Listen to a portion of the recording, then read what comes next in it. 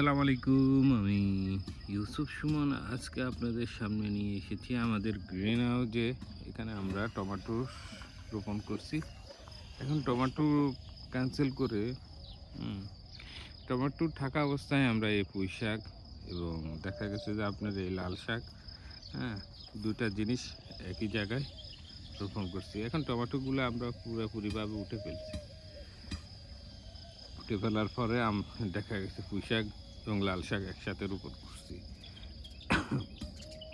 তো এখানে হয়েছে কি, আপনার দেখা গেছে যে পুঁই শাক লাল শাক, হ্যাঁ, একসাথে রোপণ।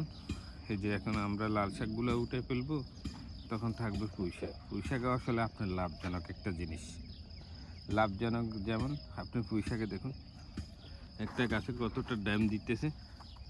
এই যে দেখুন, এই যে একটা ড্যাম, এই যে প্রতিটা শাখায় শাখায় প্রতিটা পাতার গোড়ায় গোড়ায় আপনার দেখা গেছে ড্যাম দিতেছে। এই মিলে আমরা দেখা গেছে এগুলো সম্পূর্ণ হারভেস্ট করব, কয়েকটা ধাপে ধাপে আমরা হারভেস্ট করব। তো এই জন্য বলতেছি পুঁই শাক অনেক লাভজনক একটা ফসল। আপনারা চাইলে এগুলো দেখা গেছে যে এই যে আপনারা লাগাতে পারেন এই পুঁই শাকগুলো।